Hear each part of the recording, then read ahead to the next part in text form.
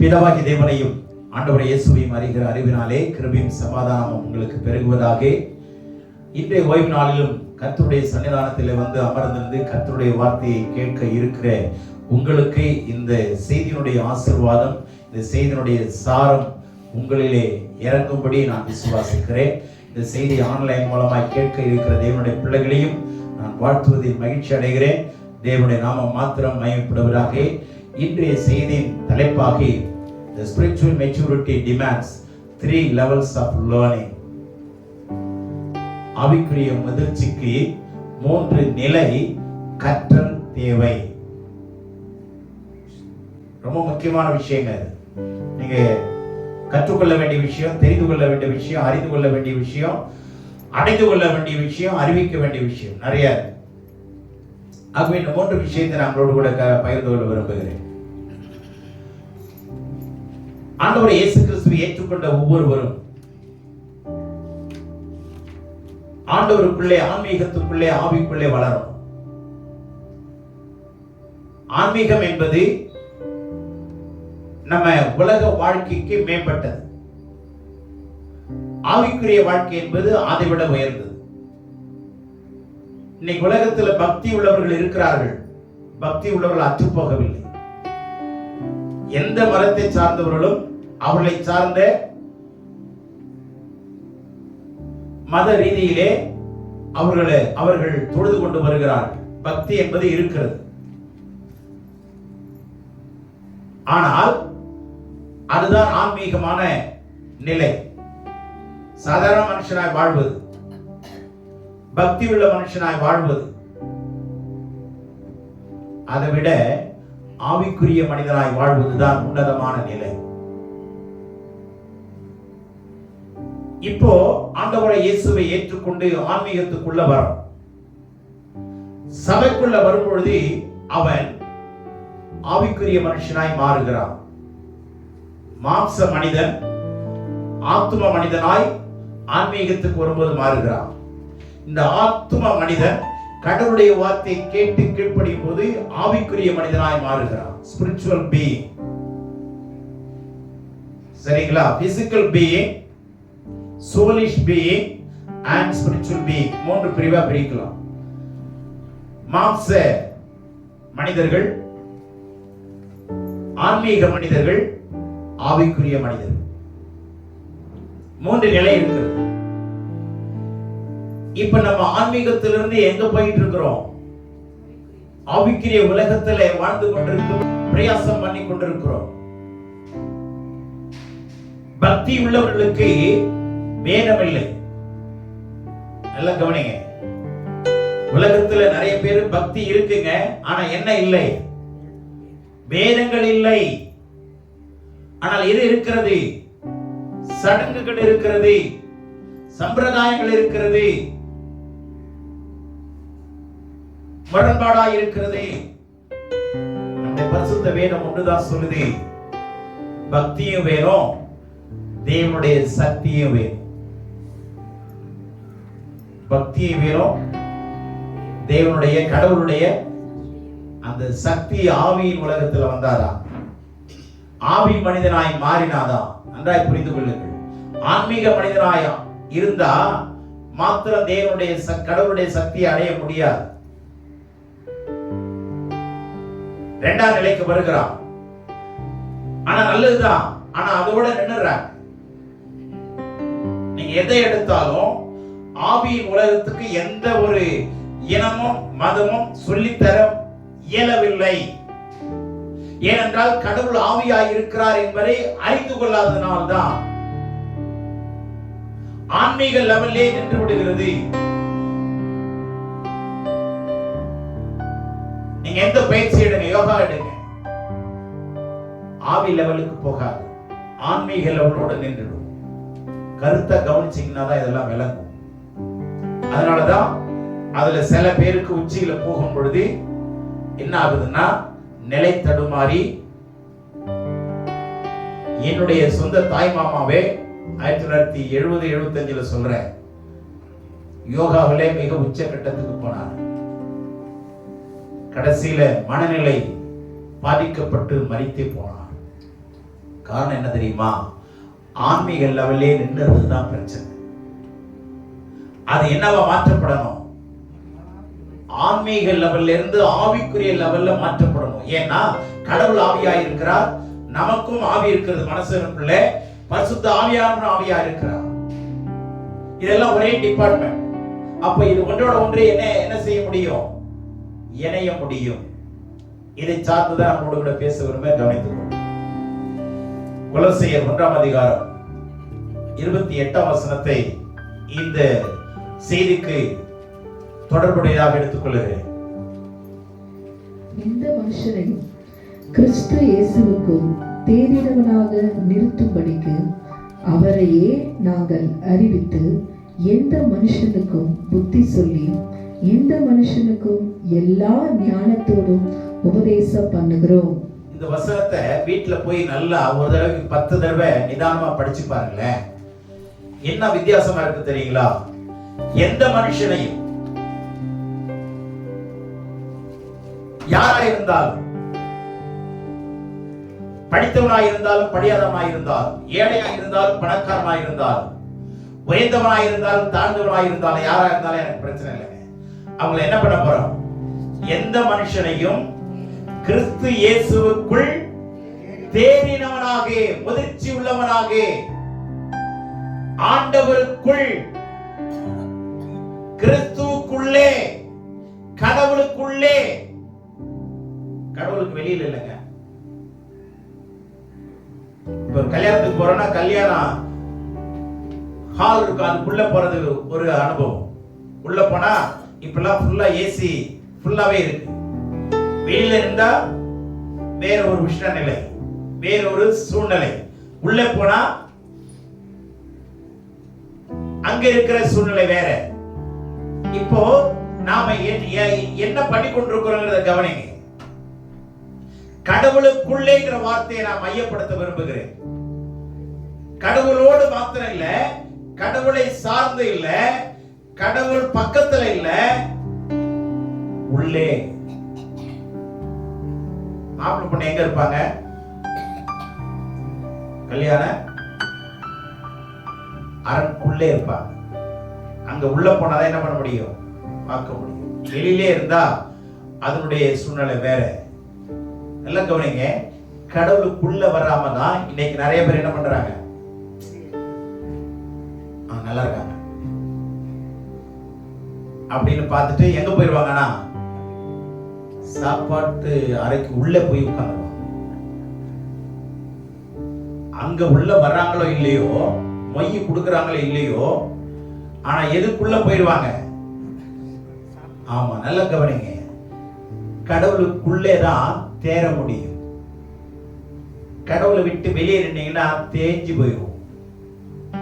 புரிஞ்சதா? தேர்ச்சி அப்பதான் உங்களுடைய முயற்சியினுடைய முடிவு அங்கதான் தெரியும். ஒவ்வொருவரையும் தேறினவனாய் நிறுத்தும்படி, அதாவது முதிர்ச்சியானவனாய் நிறுத்தும்படி, சரியா சொல்ல போனா ஆண்டவரை போல மாறும்படி. நானும் ஆண்டவரை என்ன ஒண்ணுதான் அப்படிங்கிற, ஏன்னா கடவுள் ஆவியா இருக்கிறார், நாமும் ஆவியா தான் மாற போறோம். ஆண்டவரோடு கூட போகும்போது என்னமா தான் மாறி ஆகணும்? ஆவியாதான், ஆவி நிலை தான் மாறி ஆகணும். நீங்க கண்ணால பாக்குறீங்க, தண்ணி கொதிக்க வைக்கிறீங்க, என்னவா மாறுது? மாறுது இல்ல? கண்ணால தெரியுது இல்ல? அப்போ உங்களுடைய ஆவி உங்களுக்குள்ள இருக்குங்கிறது எல்லாம் புரிஞ்சுங்க. எந்த பொருளும் ஆவி நிலைக்கு வருது பாருங்க. நீங்களும் என்ன நிலைக்கு வரணும்? ஆவி நிலைக்கு எப்ப வர முடியும் தெரியுமா? கடவுளுக்குள்ள வரணும்னு விரும்பினாதாங்க. எல்லா பக்திமான்களும் கடவுளை விட்டு தூரமாக இருக்கிறார். கடவுள் இருக்கிறார், கடவுள் இருக்கிறார், கடவுள் இருக்கிறார். கோயிலுக்கு போகணும், பொருத்தனையை செலுத்தணும், நடைபயணம் போகணும், இதெல்லாம் உண்மைதாங்க. ஆனா கடவுளுக்குள்ள இவங்க இருக்கிறாங்களா, இவங்களுக்குள்ள கடவுள் இருக்கிறாருன்னு கேட்டு பாருங்களேன். அது எப்படி எது கேட்பாங்க? கடவுள் பார்க்க தான் போனேன், பார்த்துட்டேன், அதுல ஒரு திருப்தி வந்துருச்சா? அதே கடவுள் உனக்குள்ள இருக்கிறாரா, அந்த கடவுளுக்குள்ள நீ இருக்கிறான்னு கேட்டு பாருங்களேன். பதில் கிடையாது. புரியுது உங்களுக்கு? ஆனா அந்த 2 கேள்விக்கு பதில் வேதம் மாத்திரம் தான் சொல்லுது. ஒவ்வொரு மனுஷனும் முதிர்ச்சி அடையணும்னா அல்லது கடவுளை போல மாறணும்னா முக்கியமான வார்த்தை அதுதான். கடவுள் அவருடைய சாயல நீங்களும் நானும் கேட்கறதுக்கு முன்னாடியே நமக்குள்ள வச்சுட்டாரு. அவருடைய சாயல், the likeness of God, தெய்வத்தினுடைய தன்மை, தெய்வத்தினுடைய சாயல், குணம், அது உள்ள மறைச்சு வச்சிருக்கிறார். இந்த சாயலை கண்டுபிடிச்சு நம்ம வளரணும்னா நம்ம மாம்ச சரீரத்தை விட்டுட்டு ஆன்மீக சரீரத்தை விட்டுட்டு ஆவிக்குரிய சரீரத்துக்கு வரணும். அதுக்கு 3 விஷயம் வேணும். இந்த தேர்ச்சி அடையத்துக்கு 3 நிலை கற்றுக்கொள்ளுதல். 3 level of learnings. என்னது? 3 விதமான கற்றல் அப்படின்னா கற்றுக்கொள்ளுதல் என்னென்ன? 1, எபேசியர் 4 அதிகாரம் 12 13 எடுத்து வாசிங்க. பரிசுத்தவான்கள் சீர்பொருந்தும் பொருட்டு சுவிசேஷ ஊழியத்தின் வேலைக்காகவும் கிறிஸ்துவின் சரீரமாகிய சபையானது பக்தி விருத்தி அடைவதற்காக. கிறிஸ்துவின் சரீரமாகிய சபை, நல்லா கவனிச்சுங்க. இந்த சபை என்பது என்னது? கிறிஸ்துவுடைய சரீரம். இந்த சரீரத்துல நீங்கள் நானும் அவயங்களாய் இருக்கிறோம். ஒவ்வொருத்தரும் வித்தியாசமான. இதை நல்லா உணர்ந்து கொள்ளுங்க. சபை என்பது சும்மா கட்டடம்ங்கிறது வராதீங்க. சபை என்பது கட்டிடம் அல்ல. ஆலயம் என்பது கட்டிடம் அல்ல. இந்த ஆலயத்தை கட்டினவன் சாதாரண ஆளுங்க. ரட்சிக்கப்படாத ஆள் கூட கட்டியிருக்கலாம். தவறான வாழ்க்கை வாழ்ந்தவன் கூட இந்த கட்டடத்தை கட்டலாம். இந்த கட்டடத்துக்குள்ள கடவுள் இருக்க மாட்டார். அவர் கட்டின இந்த கட்டடத்துக்குள்ளதான் கடவுள் இருக்கிறார். அதுதான் கடவுள் சொல்றாரு, நீங்களே தேவனுடைய ஆலயமாய் இருக்கிறீர்கள் என்றும் தேவனுடைய ஆவி உங்களுக்கு வாசமாய் இருக்கிறார் என்றும் அறியீர்களா? அப்ப நீங்கள் நானும் கடவுளுடைய ஜீவனுள்ள தேவனுடைய ஆலயம். அப்படின்னா இங்கே கிறிஸ்துவின் சரீரமாகிய படிங்க. கிறிஸ்துவின் சரீரமாகிய சபையானது பக்தி விருத்தி அடைவதற்காகவும். என்ன அடையணும்? பக்தி இருக்கு, ஆனா இது இப்ப என்ன ஆகணும்? விருத்தி அடையணும். பக்தி ஆன்மா லெவல்ல இருக்கு, இத விருத்தி அடையணும், ரைஸ் பண்ணணும். எதுக்கு? ஸ்பிரிட் லெவல்ல. நல்லா கவனிச்சுங்க. ஸ்பிரிட் லெவல் வச்சு தானே வீடு கட்டுறாங்க. ஸ்பிரிட் லெவல் பாத்தீங்களா? ஸ்பிரிட் லெவலுடைய நீதி என்ன தெரியுமா? யாருக்காவது தெரியுமா? ஸ்பிரிட் லெவல் பாத்துருக்கீங்களா இல்லையா? அந்த இன்ஸ்ட்ருமெண்ட்டை பாத்துருக்கீங்களா? தண்ணி இல்ல அங்க பாதரசம் இல்ல. உள்ள என்ன பண்ணணும்னா ஒரு திரவத்தை உள்ள வச்சிருப்பாங்க. அதை கொண்டு போய் இப்படி வச்சீங்கன்னா நீங்க கட்டி இருக்கிற லட்சணம் ஈஸியா தெரிஞ்சிடும்.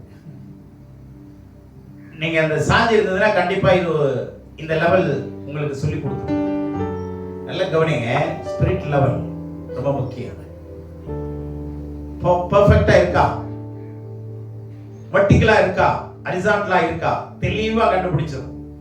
நீங்க எவ்வளவு படிச்ச ஆள் இருந்தாலும் ஸ்பிரிட் லெவல் இல்லாம எந்த ஒரு வேலையும் செய்ய முடியாது. டெக்னிக்கலா, நான் டெக்னிக்கலா எப்படி வேணாலும் செஞ்சுட்டு போயிடலாம். ஸ்பிரிட் லெவல் அவசியம். எத்தனை பேர் இதை ஒத்துக்கிறீங்க? ஸ்பிரிட் லெவல் இல்லைன்னா எந்த பக்கம் சாஞ்சி இருக்குது, எந்த பக்கம் விலகி இருக்கு, சென்டர் அவுட் இருக்கா இல்லையாங்கிறது தெளிவா தெரிஞ்சிடும். கவனிங்க, ஸ்பிரிட் லெவல் அவசியம். இப்போ ஆன்மா லெவல்ல இருந்து பக்தி இருக்கிறவங்க எல்லாம் ஆன்மா லெவல்ல இருக்கிறாங்க. அதை யாரும் நான் குறை சொல்லல. ஆனா இத ரைஸ் பண்ண தெரியல இன்னைக்கு. அததான் வேதம் சொல்லி கொடுக்குது. இப்போ இதுல இருந்து என்ன மாற்றப்படணும்? விருத்தி அடையணும். பக்தி என்ன ஆகணும்? விருத்தி அடையணும், பெருகணும், வளரணும். பக்தி வளரணும். அது வளர்றதுக்கு தெய்வ சக்தி வேணும். எல்லாம் புரிஞ்சுங்க. பக்தி வளர்றதுக்கு டிவைன் பவர் இஸ் நீடட். இத நீங்க ஏத்துக்கிட்டாதான் பக்தி வளரும். இந்த பக்தியை உங்க முயற்சினால என்ன பண்ண முடியாது? டெவலப் பண்ண முடியாதுங்க. உங்களுக்குள்ள இருக்கிற பக்தி இருக்கு. ஆனா இந்த பக்தியை சரியான முறையில நீங்க மேல் நோக்கி தூக்கணும்னா, வளர்க்கணும்னா கடவுளுடைய சக்தி இருக்கணும். ஆண்டவர் சொல்றார், என்னால் அன்றி உங்களால் ஒன்றும் முடியாது. பலத்தினாலும் அல்ல, பராக்கிரமத்தினாலும் அல்ல, பரிசுத்த ஆவியானவரால். ஆவி நல்ல கவனிங்க. மாம்சம் பலவீனம் உள்ளது, ஆவியோ ஸ்பிரிட் லெவல். வாங்க, எந்த லெவல்ல நிக்கிறீங்க? சாதாரண மனுஷனா இருக்கிறீங்களா, அல்லது சோலிஷ் பீப்புளா இருக்கிறீங்களா, ஆன்மீக மனிதனா இருக்கிறீங்களா? வரவேற்கிறேன். ஆனா கற்றுக்கொள்ளுங்க, ஆன்மீக level, the soulish level should be converted into the spiritual level. Amen.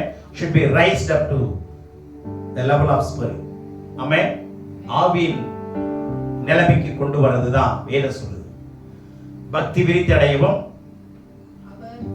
சிலரை அப்போஸ்தலராகவும் சிலரை தீர்க்கதரிசிகளாகவும் சிலரை அப்போஸ்தலராகவும் சிலரை தீர்க்கதரிசிகளாகவும் சிலரை சுவிசேஷகராகவும் சிலரை மேய்ப்பராகவும் போதகராகவும் ஏற்படுத்தினார். நல்லா கவனிங்க, இந்த சிலரைங்கிறது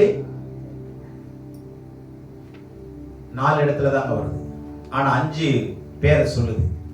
அப்போஸ்தலர், தீர்க்கதரிசிகள், சுவிசேஷகர்கள், மேய்ப்பர்கள், போதகர்கள் சொல்லியிருக்கு. ஆனா இந்த 4வது இடத்துக்கு வரும்போது இந்த 2ஐயும் கம்பைன் பண்ணி சிலரை மேய்ப்பராகவும் சிலரை போதகராகவும் ஏற்படுத்தி இருக்கிறார் என்று சொல்றார். சாரி, சிலரை மேய்ப்பராகவும் போதகராகவும் ஏற்படுத்தி இருக்கிறார். தனியே சொல்லல, மற்றதெல்லாம் தனித்தனியா சொல்லியிருக்கு. சிலரை அப்போஸ்தலர், சிலரை தீர்க்கதரிசி, சிலரை சுவிசேஷகர். ஆனா இது 2ஐயுமே சேர்த்து சிலரைன்னா நல்லா கவனிச்சுங்க. ஒரு மனுஷனுடைய பக்தி விருத்தி அடையணும், உங்களுடைய வளர்ச்சி முதிர்ச்சிக்கு வரணும் அப்படின்னா முதலாவது லேர்னிங் என்னன்னா மேய்ப்பனிடத்துல வரணும். முதலாவது மேய்ப்பனிடத்துல வரணும். இது தேவனுடைய திட்டம். சிலரை மேய்ப்பராகவும் போதகராகவும் அப்படின்னா என்ன அர்த்தம்னா, இந்த மேய்ப்பன்னா என்ன பண்ணணும்? போதிக்கவும் செய்யணும். 2 வேலையை செய்யணுங்க. 2 வேலையை செய்யறது தான் மேய்ப்பனுடைய வேலை, அதாவது பாஸ்டருடைய வேலை. இந்த 2 வேலையை செய்யறவங்க தான் மேய்ப்பர்கள். கடவுள் அங்கீகரிப்பார். இந்த 2வது வேலையே 100க்கு 90 பேர் செய்யறது கிடையாது. இதை நம்பி போற கூட்டம் கண்டிப்பா ஆவிக்குரிய லெவல்ல வராது, வளர்ச்சி அடையாது, பக்தி விருத்தி அடைகிற மாதிரி இருக்கும். பலூன் கூட ஊதுனா பெருசா ஊதுனாங்க, இன்னும் கொஞ்சம் ஊதுங்க, இன்னும் கொஞ்சம் ஊது, இன்னும் கொஞ்சம் ஊது, என்ன ஆகும்?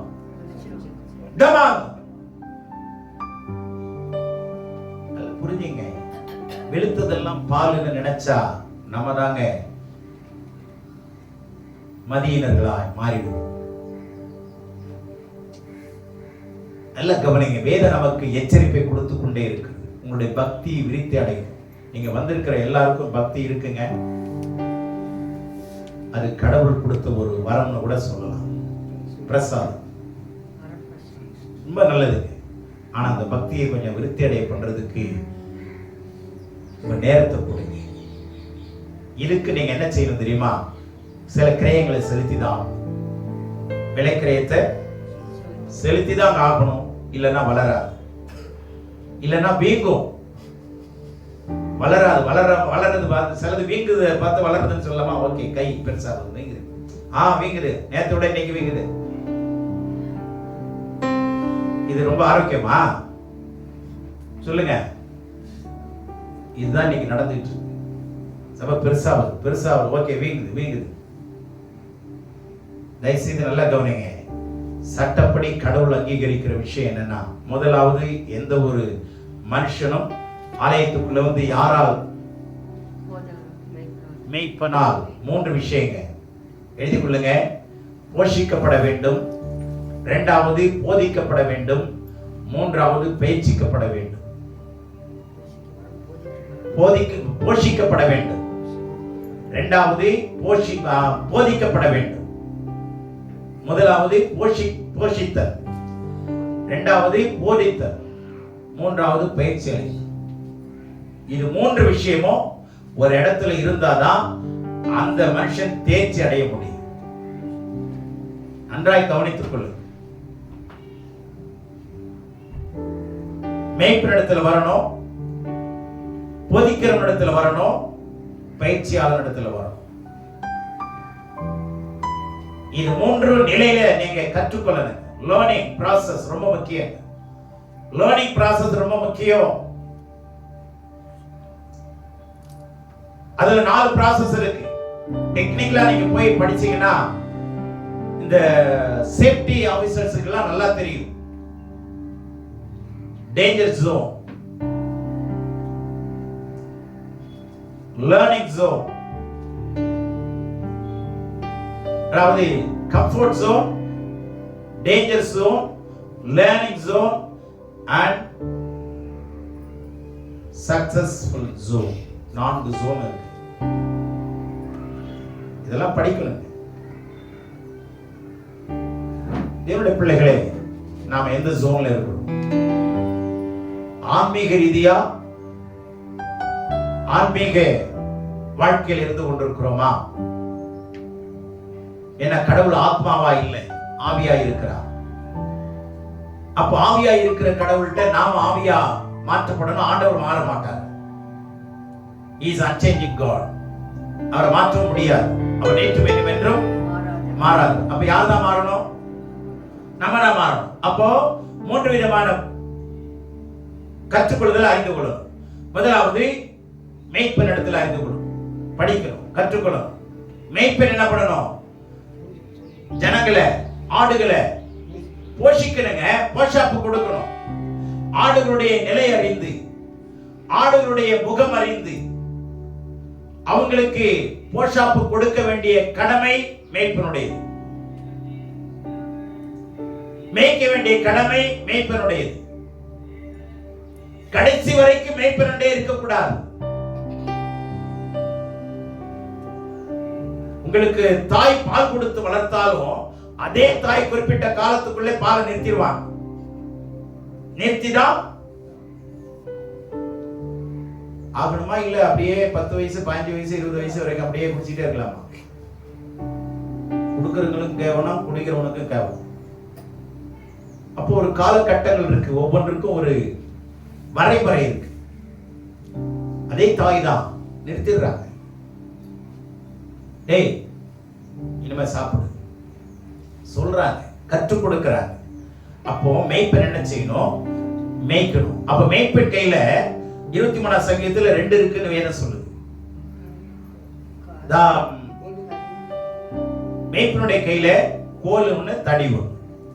மேய்ப்பனுடைய கையில கோல் இருக்கு, தடி இருக்கு. கோல் எதுக்குன்னா வளைஞ்சிருக்குங்க. கோல் எப்படி இருக்கும்? நீட்டா இருக்கும், வளைஞ்சிருக்கும். ஆடுகளுக்கு என்ன பண்ணணும்? இலைகளை, தழைகளை இழுத்து கொடுக்கணும். அது என்ன பண்ணும்? 2 கால்ல நின்று சாப்பிடும். பார்த்திருக்கீங்களா? 2 கால்ல நின்று சாப்பிடும். அந்த ஆகாரத்தை அவங்களுக்கு ஏற்ற மாதிரி நம்ம கொடுக்கணும், நிலைமைக்கு ஏற்ற மாதிரி கொடுக்கணும். அதுலயும் விவரங்கள் இருக்கு. எல்லா ஆட்டுக்கும் எல்லாம் கொடுக்க முடியாது. ஆகவே தயவு செய்து நல்லா கவனிங்க. அதனாலதான் எரேமியா 3:15 சொல்லுது, ரொம்ப அருமையான வார்த்தை. என் இருதயத்திற்கேற்ற மேய்ப்பர்களை நான் உங்களுக்கு தருவேன். என்ன அழகான வார்த்தை! என் இருதயத்திற்கேற்ற மேய்ப்பர்களை நான் உங்களுக்கு தருவேன். அவர்கள் உங்களை அறிவோடும் புத்தியோடும் மேய்ப்பார்கள். அறிவோடும் புத்தியோடும் மேய்ப்பார்கள். யாரே கடவுள் கொடுக்கிற மேய்ப்பனா இருந்தா உங்களுக்கு அந்த இடத்துல அறிவு கிடைக்கும், புத்தியும் கிடைக்கும், ஞானமும் கிடைக்கும், விவேகமும் கிடைக்கும், ஆசீர்வாதமும் கிடைக்கும், எல்லா ஆரோக்கியமும் உண்டாகும். You will be blessed in all directions, in all aspects. ஒன்று உங்களுக்கு குறைவிராது. எப்போ கடவுள் கொடுத்த மேய்ப்பனிடத்தில் மேய்க்கப்பமே நீங்கள் மேயும் பொழுது அவர்கள் உங்களை அறிவோடும் என்ன பண்ணுவார்கள்? புத்தியோடு மேய்ப்பார்கள். அப்பொழுது உங்களுக்கு மேய்ச்சல் உங்களுக்கு உண்டாகும். நீங்கள் உள்ளே சென்று உள்ள புறம்பும் என்ன பண்ணுவீங்க? மேய்ச்சலை கண்டடைவீர்கள். மேய்க்கப்பட வேண்டியது மிக முக்கியமான விஷயம். போஷாப்பு கொடுத்தா ஏற்றுக்கொள்ள வேண்டியது உங்களுடைய கடமை தான். அவருடைய கடமை என்னது? மேய்க்கணும். ஆனா அது உள்வாங்கிக் கொள்றது யாருதான்? ஆடுகள் தான். உள்வாங்கிக் கொள்ள மறுத்தா பக்தி இருக்கும், வளராது. அதற்கேற்ற புத்தியும் வராது, தேவனுடைய சக்தியும் கிடைக்காது. வளராத பிள்ளை எப்படி இருக்கோ அந்த பிள்ளைக்கு எந்த ஒரு விசேஷமும் செய்ய முடியாது. நம்ம 10 வருஷம் எவ்வளவு ஆன்மீகத்தில் வளர்ந்திருக்கிறோமோ, ஆவியில வளர்ந்திருக்கிறோம். இது ரெண்டும் வளருதோ இல்லையோ, சரீரத்தில் வளர்ந்துகிட்டே வராங்க. நான் 10 வருஷத்துக்கு முன்னாடி பார்த்தவங்க இன்னைக்கு அப்படி இல்லை. இன்னைக்கு கொஞ்சம் நல்லா புஷ்டியா இருக்கிறீங்க, கொஞ்சம் வளர்ந்துருக்கிறீங்க, சந்தோஷம்தான். அதே சமயத்துல பேரலா ஆளும் வளரணும்,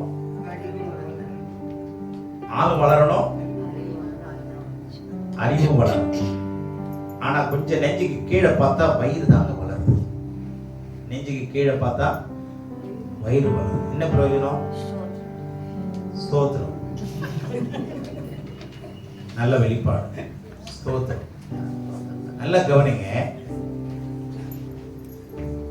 ஆவியிலே அந்த வளர்ச்சிக்கு நாம என்ன பண்றோங்கிறத கொஞ்சம் யோசிச்சு பாருங்க.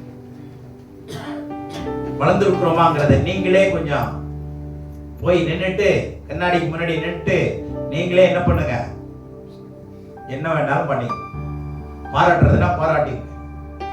அடைச்சே இதெல்லாம் ஒரு பழப்பாடன்னு நீங்க கேட்குறீங்களா? கேட்டு. ஆனா அதையும் செய்ய மாட்டீங்கன்னு எனக்கு நல்லா தெரியும். நல்ல கவனிங்க. கடவுள் பக்தியை கொடுத்திருக்கிறாரு, அதை வளர்த்துக்க வேண்டிய பொறுப்பு நம்மளுடையது. வளர்த்துக்க வேண்டிய பொறுப்பு தேவன் நமக்கு அந்த ரெஸ்பான்சிபிலிட்டியை கடவுள் கொடுத்திருக்கிறார். Try to develop your responsibilities, your skills and abilities, your capacity. இதெல்லாம் கொஞ்சம் ரைஸ் பண்ண பாருங்க. அப்படியே இருக்காதீங்க. மேற்படத்தில் வந்தீங்களா, கற்றுக் கொடுக்கணும். புதுசா வந்தவங்களுக்கு என்ன சொல்லணும், வளர்ந்தவங்களுக்கு என்ன சொல்லணும், இன்னும் கொஞ்சம் வளர்ந்தவங்களுக்கு என்ன சொல்லணும், மேய்க்கணும். சரி, 2வது அதே மேய்ப்பன் என்னவா இருக்கணும்? போதகனாய் இருக்கணும், பேதகனாய் இருக்க கூடாது. போதகர்னா என்ன அர்த்தம் தெரியுமா? போதகர். போதகரை 2ஆ பிரிச்சீங்கன்னா தகர். போய் என்ன பண்ணணும்?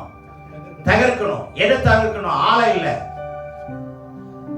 அவங்கிட்ட இருக்கிற கெட்ட குணங்களை தகர்க்கும்படி போஷாப்பு கொடுக்கணும், டீச்சிங். அங்க உபதேசம் கொடுக்கணும். மேய்க்கிறது வேற, போதிக்கிறது வேற.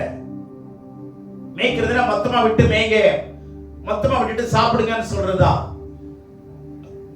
ஆனா உபதேசங்கிறது உனக்கு இந்த ஆகாரம் வேணாம், இந்த ஆகாரத்தை எடுத்து. உங்களுக்கு 2 வேணாம், நீங்க இனிமே இந்த ஆகாரத்தை தான் எடுக்கணும்.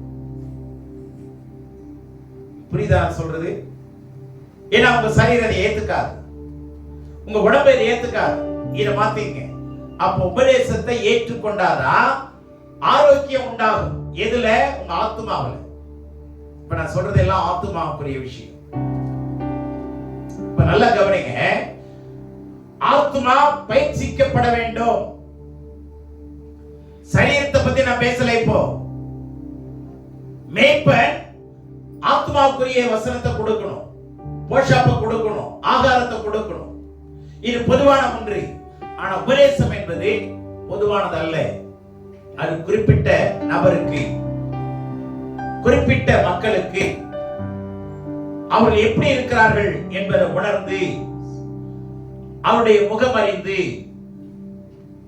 அவர்கள் எந்த சூழ்நிலை இருக்கிறாங்க, எவ்வளவு வளர்ந்திருக்கிறாங்கிறத அறிந்து அங்கு உபதேசிக்கப்பட வேண்டும். 2வது யார்கிட்ட வரணும்? உபதேசியார்கிட்ட வரணும். போய் தகர்க்கப்பட வேண்டும். தகர்க்கப்பட வேண்டிய விஷயத்தை என்ன பண்ணணும்? தகர்க்கணும். தகர்த்தாதான் அந்த இடத்துல இன்னொன்று கட்ட முடியும், கட்டி எழுப்ப முடியும். இறைமையாவுக்கு சொல்றாரு, பார், பிடுங்கவும், இடிக்கவும், அழிக்கவும், கவிழ்க்கவும், கட்டவும், நாட்டவும் ஏற்படுத்தினேன். அங்க டிஸ்ட்ரக்ஷனுக்கு 4 கருவியை சொல்றாரு, 4 ஆபரேஷனை சொல்றாரு. கன்ஸ்ட்ரக்ஷனுக்கு 2 ஆபரேஷனை சொல்றாரு. நீங்க இறைமையா 1:10 வீட்டுல படிச்சு பாருங்க. அழிக்கிறது அதிகங்க. மனுஷனுக்குள்ள இருக்கிற பிரச்சனையை அழிக்கிறது அதிகம். நிறைய காரியங்களை அழிச்சாகும். சரி செஞ்சாகும். ஏன்னா நம்ம மைண்ட்ல நிறைய ரெக்கார்ட் ஆயிருக்கு. இந்த ஆன்மா சரி செய்யப்பட வேண்டும். உணர்வு ரீதியா, அறிவு ரீதியா நீங்க எடுக்கிற தீர்மானம், இது எல்லாமே ஆன்மீக சம்பந்தப்பட்டது. இந்த எல்லா இடத்திலையும் correction to be done, corrections to be done, சரிப்படுத்தப்பட வேண்டும். அதற்கு உபதேசம் அவசியம். தேசத்துக்கு இது வேணும், உபதேசம் அவசியம். பிரசங்கம் இல்லை, வளர்ந்துட்டீங்கன்னா உபதேசம் அவசியம். கற்றுக்கொள்ளணும், கற்றுக்கொள்ளணும். உலகத்தில் தலை சிறந்த அறிவாளிகள் எடுத்துங்க, டெய்லி படிச்சுட்டே இருப்பான், டெய்லி படிச்சுட்டே இருப்பான். ஒரு முறை அண்ணாதுரை அவர்கள் இந்த லைப்ரரி இருக்கு இல்லையா, கன்னிமாரா லைப்ரரி, அது உள்ள சாயந்தரம் ஒரு 6-7 மணிக்கு போய் உட்கார்ந்து படிக்க ஆரம்பிச்சிருக்காரு. 8 ஆயிடுச்சு, 9 ஆயிடுச்சு, 10 ஆயிடுச்சு. அந்த வாட்ச்மேன் வந்து கவனிச்சுட்டே இருக்கிறான். ஐயா உள்ள இருக்கிறாரு, எப்படி லாக் பண்றதுன்னு தெரியாம முடிச்சுக்கிட்டே நின்றுட்டு இருக்கிறாரு. அப்ப அவரை பார்த்து சொன்னாரா, நீ லாக் பண்ணிட்டு போயிடு, நான் உள்ளதான் இருக்க போறேன். சரி ஐயா சொன்ன ஒரு பாடம் ஒண்ணும் பண்ண முடியாதுன்னு லாக் பண்ணிட்டு அவர் போயிட்டாரு. காலையில திரும்பி 10 மணிக்கு வந்து திறக்கிறாராம், படிச்சுட்டு இருக்கிறார். புரிஞ்சதா? படிக்கிறதுங்கிறது இதோட நிறுத்திட்டோம் அப்படின்னா நம்ம பக்தி விருத்தி அடையாது. நீங்க மனுஷனா வேணா இருக்கலாம், நல்ல மனுஷனா கூட வேணா இருக்கலாம், நன்மை செய்கிறவர்களாக இருக்கலாம், கடவுள் விரும்புகிற மனிதனாக மாற முடியாது. கற்றுக்கொண்டே இருக்கும், படிச்சுக்கிட்டே இருக்கணும். உங்க மைண்ட் ஐடியா என்ன பண்ணக்கூடாது, வச்சுக்காதீங்க. உங்க மைண்ட சும்மா என்ன பண்ணக்கூடாது. Idle mind is a devil's workshop. நீங்க சும்மா உங்க மூளையை வச்சிருந்தீங்கன்னா அது பிசாசுனுடைய பணித்தளமாய் மாறிடுமா. அங்க உட்கார்ந்து சூப்பரா ஆமரை எடுப்பான், அக்ஸாவை எடுப்பான், மிஷினை எடுப்பான், ஆப்ரேட் பண்ணுவான், சரி பண்ணுவான், அவனுக்கு ஏற்ற மாதிரி உங்களை உருவாக்கிடுவான். ஆனா ஐடியல் மைண்டா இருக்கக்கூடாது, ஐடியல் மைண்டா. ஐடியல் மைண்ட்ங்கிறது ஒண்ணுத்துக்கு சும்மா எதையுமே படிக்கிறது இல்லை, எதையுமே சிந்திக்கிறது இல்லை, எனக்கு வேலை என் வேலையை மாத்திரம் நான் பார்த்துட்டு இருப்பேன். Ideal mind. Ideal mind, ideal மைண்ட்ங்கிறது, நீங்க ஐடியல் போலீஸ் ஸ்டேஷன் பார்த்துருக்கீங்களா? சிறப்பான அந்தஸ்துங்க. அது சிறப்பு அந்தஸ்து கொடுக்கப்பட்ட காவல்துறையினுடைய அந்த ஆபீஸ்ல எழுதிருப்பாங்க. ஐடியல் போலீஸ் ஸ்டேஷன் படிச்சிருக்கீங்களா இல்லையா? அப்போ கவனிங்க, ஒரு சிறப்பு அந்தஸ்து. நீங்க தனியா இருக்கலாம், அதே சமயத்துல தனித்துவமா இருங்க. ஆமென். நான் சொல்ற வார்த்தையெல்லாம் ஆழமான வார்த்தைங்க. தனிமையா இருக்கலாம், தப்பு இல்லை, ஆனா நீங்க தனித்துவமா இருக்கணும். யூனிக் மேன் ஆஃப் காட் அப்படி இருக்கும். மற்றவங்களுக்கு உங்களுக்கு வித்தியாசம் தெரியணும். ஜெபத்துல, வேத வாசிப்புல உங்களுடைய ஆன்மா லெவல் வளர்ந்திருக்கா இல்லையா, அந்த வித்தியாசம் தெரியணும். சும்மா நம்ம வந்துட்டு இருக்கிறோம், போயிட்டு இருக்கிறோம், சர்ச்சுக்கு வர போகிறோம், உங்க ஆன்மா லெவல் என்ன ஆகாது, வளராது, பக்தி வளராது, கடவுளுடைய சக்தி இருக்காது. நீங்க வெறும் ஆன்மீக மனிதனாகவே வாழ்ந்து போயிடுது. ஆனா கடைசியா கடவுளோடு கூட வாழ்கிற பாக்கியத்தை தவறிடும், விட்டுருவோம். அதனால உபதேசம் அவசியம். வயசுக்கு ஏற்றபடி பிள்ளைகள் வளரும் போது, ஒரு பிள்ளை பெருசா ஆயிட்ட, பெரியவள் ஆயிட்ட உடனே அவங்களுக்கு அறிவுரை கொடுக்கிறோம். இனிமே இந்த ட்ரெஸ் போடக்கூடாதுப்பா, இனிமே இந்த ஆட்ட எல்லாம் பேசாத, இனிமே இவ்வளவு நேரம் போய் விளையாடாத, இன்னார்ட்ட எல்லாம் போய் விளையாடக்கூடாது. எவ்வளவு நிபந்தனைகள் ஒரு பிள்ளை கொடுக்கிறோம். உடனே கொடுக்கிறோமா இல்லையா? இப்படி எல்லாம் நீ நடந்துக்கணும், இப்படி எல்லாம் ட்ரெஸ் பண்ணணும், இந்த காலகட்டத்தில் இதெல்லாம் உடுத்தணும், இதெல்லாம் உடுத்தக்கூடாது, என்னென்ன கட்டளை செலுத்துறோம். அப்ப கடவுளுடைய சன்னிதானத்தில் மாத்திரம் வந்தா வாட்ல எப்ப வேணாலும் வரலாம், எப்படி வேணாலும் போகலாங்கிற நிலை கடவுள் விரும்புகிறது அல்ல. உங்களை ஆன்மா லெவல்ல டெவலப் பண்ண பாருங்க, வளர்க்க பாருங்க. போதகரிடத்துல நீங்க வந்து உட்காரணுங்க, போதகரிடத்துல வந்து உட்காரணும். படிக்க நிறுத்தினீங்கன்னா நீங்க போதிக்கிறத நிறுத்துறீங்க வேற சொல்லுது. இது பெரியவர்கள் சொல்றாங்க, if you stop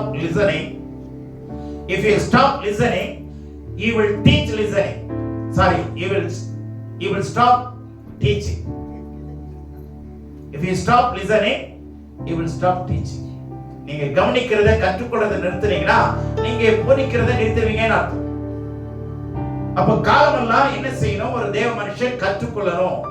ஆன்மீக மனிதனாய் இருக்கிறது வேற, ஆவிக்குரிய மனிதனாய் இருப்பது வேற. இன்னைக்கு கிறிஸ்தவ உலகத்துல நிறைய பேரு ஆன்மீக மனிதர்களாய் இருக்கிறார்கள். They are all soulish people. நல்ல கவனிச்சுங்க, நிறைய வித்தியாசம் இருக்கு.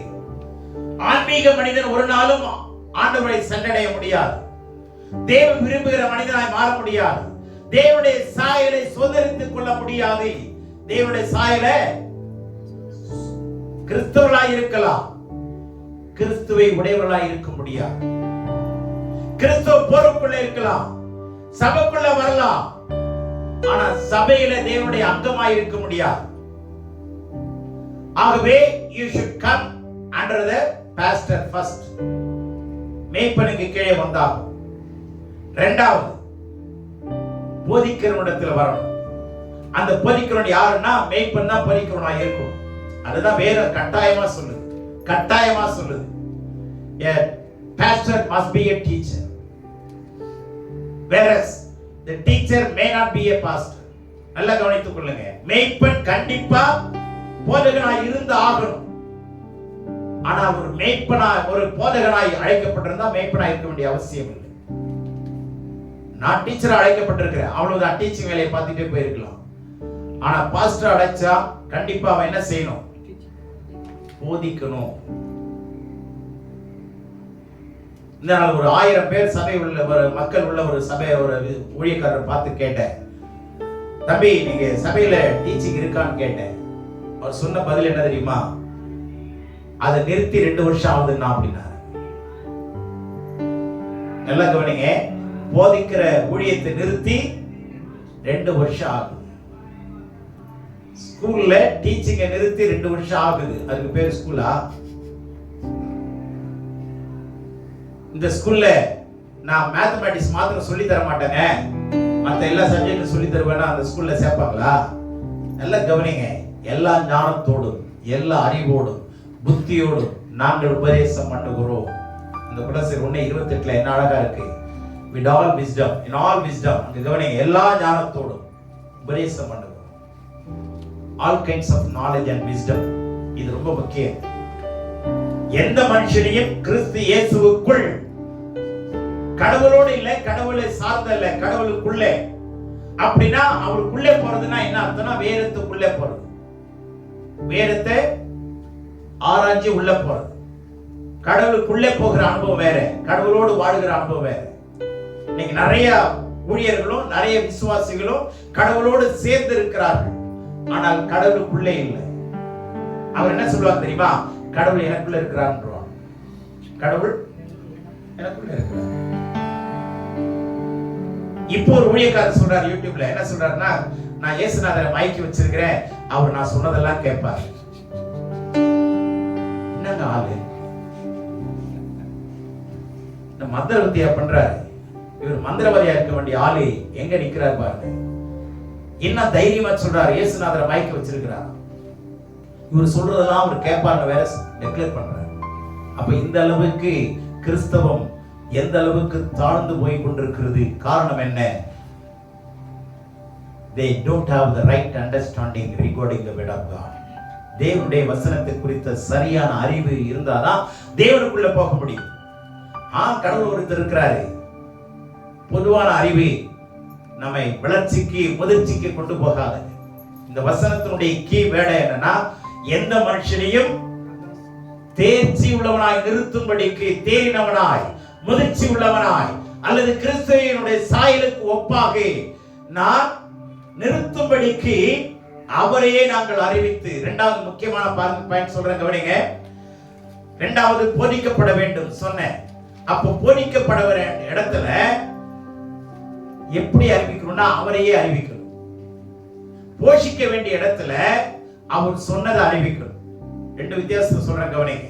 மேய்ப்பன்ட்ட வரும்போது வேதத்தை கற்றுக் கொடுக்கணும், வசனத்தை கற்றுக் கொடுக்கணும். புரியுதா? ஆனா போதிக்கிறவன்கிட்ட வரும்போது கடவுளையே கற்றுக் கொடுக்கும்.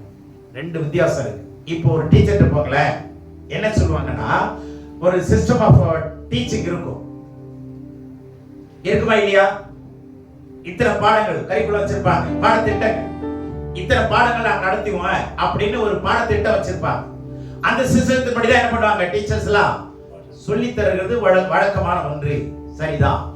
ஆனா இங்க என்ன மாறுது பாருங்க. உங்களுடைய ஆன்மீக இந்த soulish man has to be converted into the spiritual man னா, இந்த ஆன்மீக மனிதன் ஆவிக்குரிய மனிதனாக மாற்றப்படணும்னா வசனத்தை அறிவிக்கிறது மாத்திரம் இல்ல, அது போஷாப்பு. ஆனா நீங்க திட மனிதனாய் மாறணும், ஆவியின் மனிதனாய் மாறணும், அதுல நிலைச்சிருக்கணும் அப்படின்னு சொன்னா அவரையே அறிவிக்க வேண்டும்.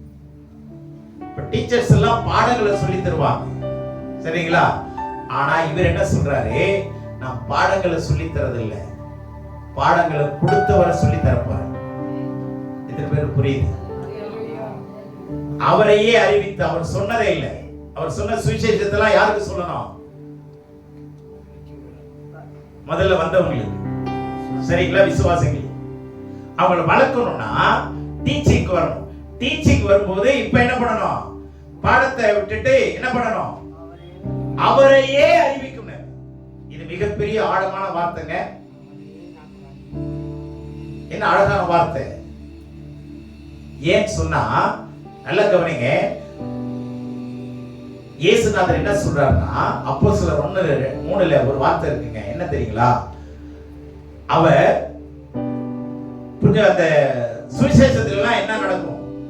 ஆண்டவர் இயேசு ஓய்வு நாள் தோறும் ஆலயங்களிலே பிரசங்கிக்கவும் உபதேசிக்கவும் தொடங்கினார். பிரசங்கிக்கவும் உபதேசிக்கவும் தொடங்கினார். பிரசங்கம் பண்ணாரு, உபதேசம் பண்ணாரு. ஏன்னா ஆலயத்துல ரெண்டு பேரும் இருப்பாங்க, புதுசா வந்தவங்க இருப்பாங்க, வளர்ந்தவங்க இருப்பாங்க. அப்ப புதுசா வந்தவங்களுக்கு பிரசங்கம், வளர்ந்தவங்களுக்கு உபதேசம் சொல்லிட்டே வருவார். ஆனா அப்போஸ்தலர் முதல் அதிகாரத்துல சொல்லுது, அவர் பிரசங்கிக்கவும் இல்ல, உபதேசிக்கவும் செய்யவும் தொடங்கினார். எதை விட்டுட்டாரு? புரிஞ்சுங்க, நல்ல வார்த்தையை கவனிங்க. எதை விட்டுட்டாருங்க? பிரசங்கத்தை விட்டுட்டாரு. ஏன்னா அபிஷேகம் ஊற்றப்பட போகுது, ஆவியானவர் இறங்க போறாரு. இப்ப என்ன முக்கியம்? உபதேசம் முக்கியம். அப்ப இரண்டாவது நிலை எதுன்னா,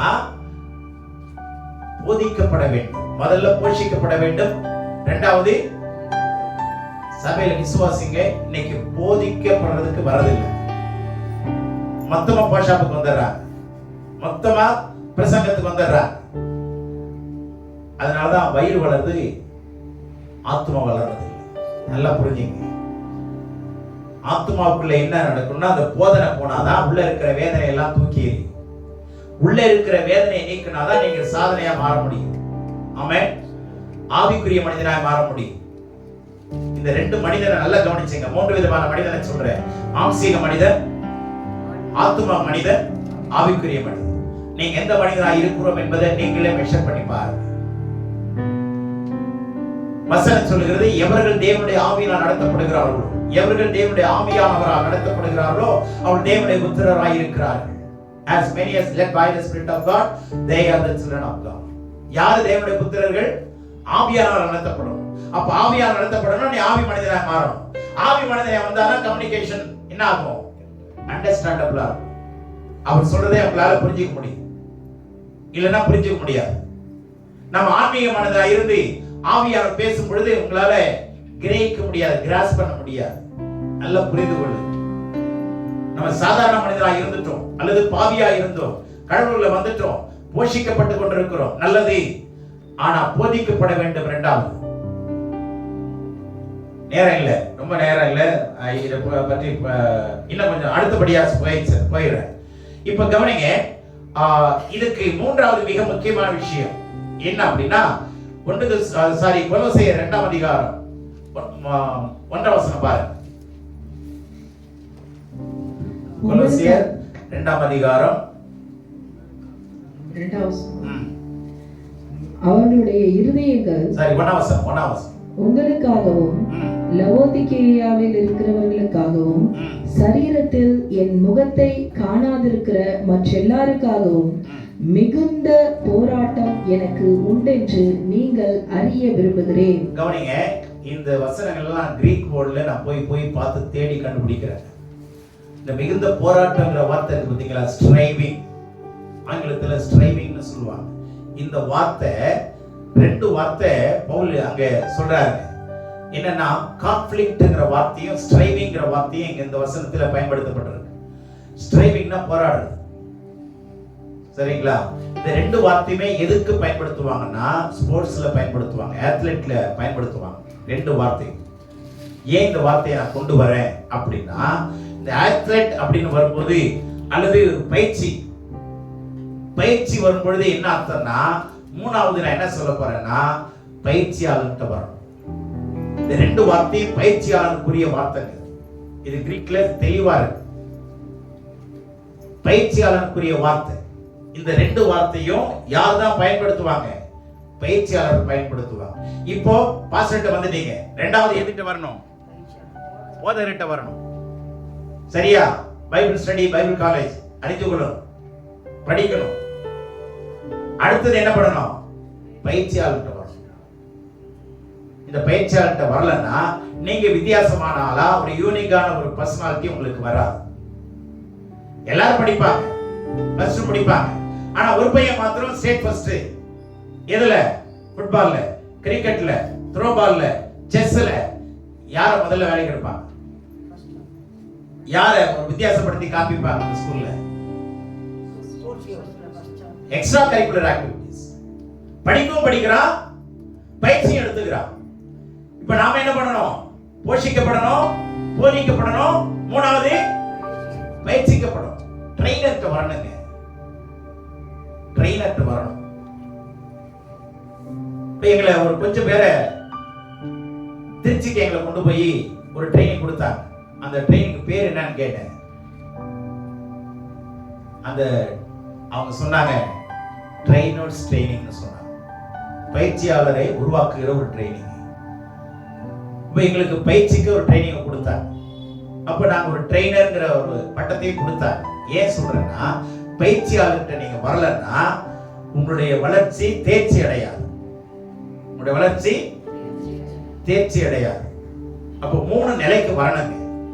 போஷிக்கப்படுறதுக்கு எங்க வரணும்? பாஸ்டர்ட்ட வரணும். போதிக்கப்படுறதுக்கு டீச்சர்ட்ட வரணும். ஆனா அந்த டீச்சரு மேய்ப்பொரு ரெண்டு ஒருத்தரா தான் இருக்கணும். ஆனா இன்னைக்கு சர்ச்சில் இல்லை. அது ரொம்ப என்ன சொல்றதுன்னா துக்ககரமான ஒரு விஷயம். பேச தெரியுது, உபதேசிக்க தெரியலன்னா அவங்க is not fit to be a pastor. அது ரொம்ப புரிஞ்சுங்க. கர்த்தரால் அனுமதிக்கப்பட்டவங்க இந்த 2 வேலையும் செய்வான், 3 வேலையுமே செய்வான். பவுல் வந்து சுவிசேஷனா இருந்தார், போதகனா இருந்தார், பயிற்சியாளனாக இருந்தார். இந்த 3 இடத்துக்கு நாம வரமா? வயசு வயசாயிடுச்சு, எத்தனை வருஷம் ஆயிடுச்சு. 3வது இடத்துக்கு வந்தாதான், பயிற்சிக்கப்பட்டாதான் நீங்க தேர்ச்சிக்கப்பட முடியும், தேர்ச்சி அடைய முடியும், முதிர்ச்சி அடைய முடியும். கடவுளை போல என்ன பண்ண முடியும்? மாற முடியும். அப்படி செய்தாதான் 2 விஷயத்தை செய்ய முடியும். ஒண்ணு, ஒரு ரெக்கார்டை உருவாக்க முடியும். ஒரு 400 மீட்டர் 9 செகண்ட்ல ஒருத்தன் ஓடி இருக்கிறானா, அடுத்தத நீங்க என்ன பண்ண முடியும்? 8.59 செகண்ட்ல ஓடணும். சாரி, 50 செகண்ட்ல ஓடி இருக்கிறானா, நீங்க 49 செகண்ட்ல ஓடுனா அவன் யாரு? வின்னரா? அப்ப 2 விஷயத்தை செய்ய முடியும். பயிற்சியாளர்கிட்ட வந்தா, ஒண்ணு பழைய ரெக்கார்டை உடைக்க முடியும் இல்லையா, அல்லது புதிய ரெக்கார்டை உருவாக்க முடியும். 2ஐயும் செய்ய முடியும். பழைய ரெக்கார்டையும் உடைக்க முடியும், புதிய ரெக்கார்டையும் உருவாக்க முடியும். எப்ப வரணும்? எங்க வரணும்? பயிற்சியாளர். எல்லா பயிற்சியாளருக்கும் மேலான பயிற்சியாளர் பரிசுத்த ஆவியானவர். ஆமென். அந்த பரிசுத்த ஆவியானவர் தான் இந்த பயிற்சியாளரை கையாளுவார், பயிற்சி எடுக்கிறவரையும் கையாளுவார். ஆகவே கவனிங்க, பலத்தினால் அல்ல, பரிசுத்த ஆவியானவரால் விரும்புகிறனாலும் அல்ல, ஓடுகிறனாலும் அல்ல, இறங்குகிற தேவனாலே ஆகும். நடுவரனாலும் அல்ல, நீர்ப்பாய்ச்சி ஆகிறவனாலும் அல்ல, இளைச்சுகிற தேவனாலே ஆகும். அதனால தயவுசெய்து இந்த 3 நிலைகள், இந்த 3 levels of learning ரொம்ப அவசியம். நீங்க படிச்சுட்டே இருங்க, படிக்கவும் எழுதுனீங்கன்னா அப்ப மைண்ட் ரொம்ப ஷார்ப்பா இருந்துட்டு படிக்கணும் எழுதணும், படிக்கணும் எழுதணும். நான் படிக்கிறத நிறுத்திட்டேங்க அப்படின்னா உங்களுடைய வளர்ச்சி கண்டிப்பா ஆன்மா லெவல்ல இருக்கும், ஆவின் லெவல்ல வராது. ஆண்டவர் வரும் பொழுது மனவாளனுக்கு மனவாட்டியை நாம மாற முடியாது. தயவுசெய்து இந்த லெவல் ஆஃப் டீச்சிங்க அல்லது லேர்னிங்கை கற்றுக்கொள்ளுங்க. கடவுள் தாமே உங்களை ஆசீர்வதிப்பாராக. ஆமென்.